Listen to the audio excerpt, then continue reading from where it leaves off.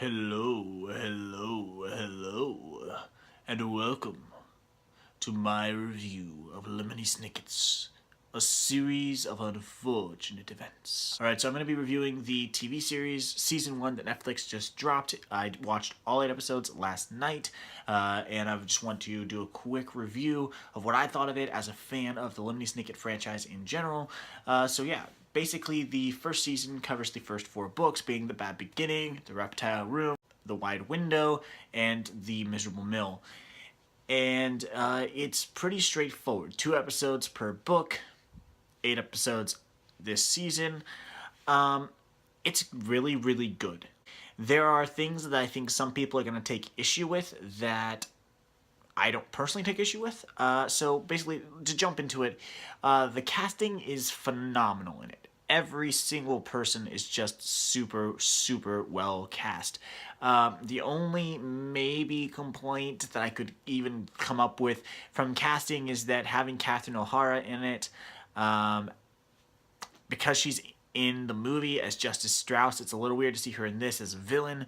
If you have seen the movie, if you're a fan of the movie, but it's a very small complaint, and she's fantastic as the villain. She's much better as the villain in this than she was as Justice Strauss in the movie. So that being said, the casting in this is fantastic, and specifically Neil Patrick Harris's Count Olaf is fantastic. I mean, I'm a huge NPH fan, so of course I'm going to frickin' love NPH in anything that he does, and I like every single performance of his that I've seen, but he is so, so good in this. He is so far above average NPH in this. The prosthetics are incredible, his facial expressions, the voice that he's doing. This is one of the few times I've seen Neil Patrick Harris really jump into a character, really inhabit a character. This isn't like Barney Stinson or like so many things that he does nowadays where he kind of plays Neil Patrick Harris and everything. And that's not what he's doing here. He is 100% Count Olaf, and he is just revolting and dark, and you hate this guy. And in order to make me hate a character played by Neil Patrick Harris, that's really, really hard to do. And that is maybe the highest praise that I can give his performance in this, is that he is fantastic as Count Olaf.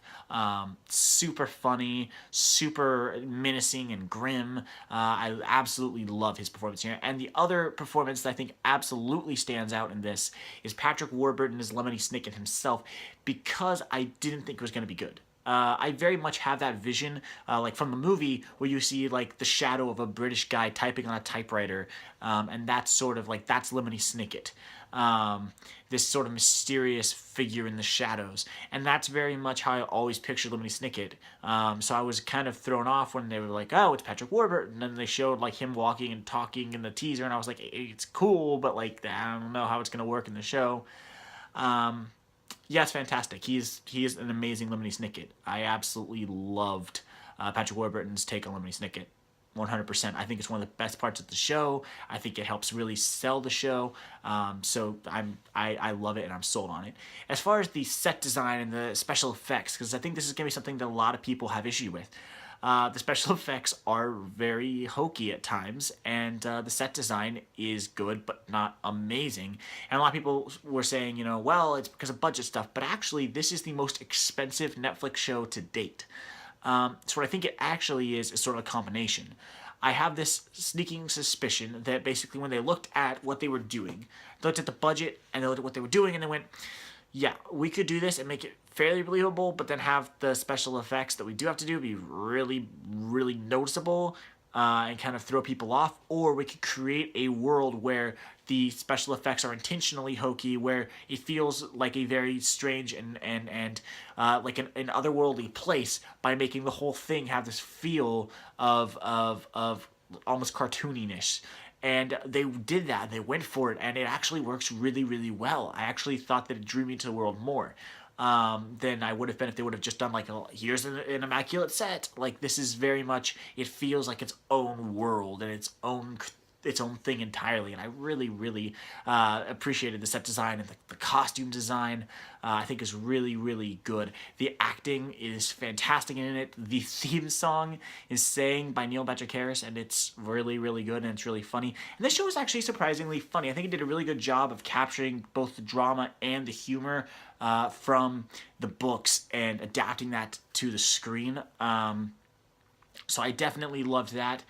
As far as is it true to the books? It's absolutely true to the books. They added some stuff in, or they took some storylines from later in the books and kind of started to you drop them in a little bit in season one, so that it's not out of left field when we get to later seasons, which they could have done without, but I'm totally okay with them doing it.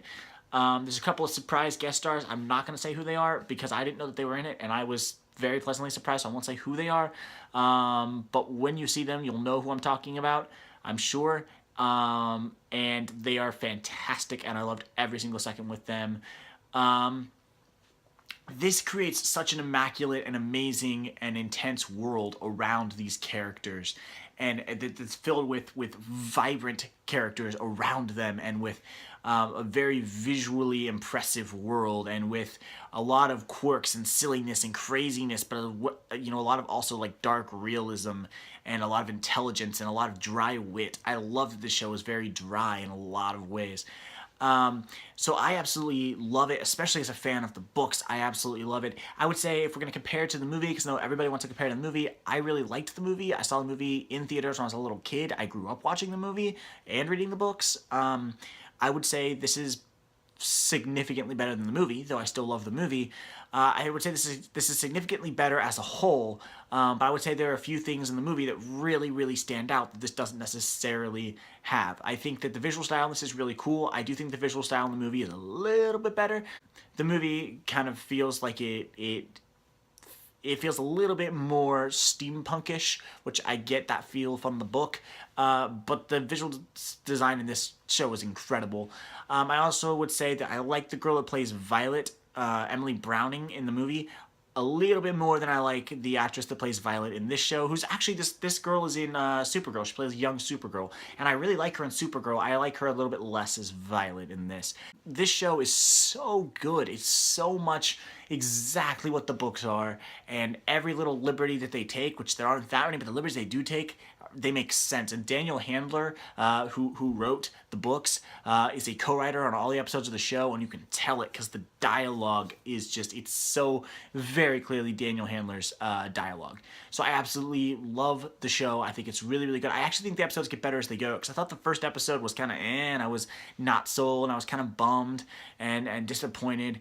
And then the second episode happened, and I was like, oh, that was actually significantly better. And by the time we got to Reptile Room, I mean 5 minutes into Reptile Room Part 1, I was like, yep, I love it. I love it. So yeah, if you watch it and you're not in love with the first episode, give it time. Get to Reptile Room. If you still don't love it by the time you're through the first episode of Reptile Room, all right, then you can stop watching. But thank you for watching. I'm going to start a new series on this channel where I'm going to, starting next Sunday, I'm going to start going back and watching movies from when I was a kid that I loved as a kid that I haven't watched in a long time, and rewatching them, and then doing reviews of those films through an adult perspective. So yeah, look for that, not tomorrow, but the following Sunday will be the first episode of that. Thank you for watching. Please like, subscribe, and share.